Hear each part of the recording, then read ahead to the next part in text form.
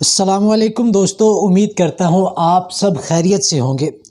پیارے دوستو، ایک نوجوان شخص ایک بار ایک بزرگ استاد کے پاس آیا اور کہا، صاحب علم بننے میں کتنا وقت لگے گا؟ استاد نے جواب دیا، 10 سال۔ نوجوان بولا، اتنی لمبی مدت؟ استاد نے کہا، نہیں، مجھ سے غلطی ہو گئی، تمہارے لیے اس میں 20 سال کی مدت درکار ہوگی۔ نوجوان شخص نے پوچھا، آپ مدت میں اضافہ کیوں کرتے جا رہے ہیں؟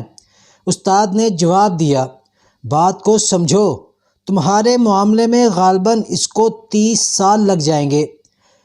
جو مقصد عام رفتار سے 10 سال میں حاصل ہوتا ہو، اس کو آپ 10 دن میں حاصل کرنا چاہیں تو اس کا مطلب ہے کہ آپ چھلانگوں کے ذریعے اپنا سفر طے کرنا چاہتے ہیں، اور چھلانگوں کے ذریعے سفر ہمیشہ اصل سفر کو طویل تر بنا دیتا ہے۔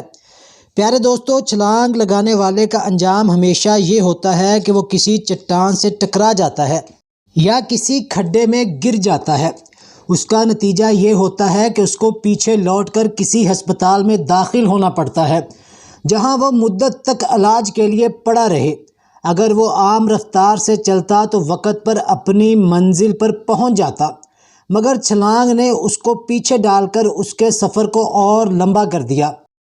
دوستو، کسی کام میں دیر لگانا جتنا غلط ہے، اتنا ہی غلط ہے کہ آپ اس کو جلد پورا کرنا چاہیں۔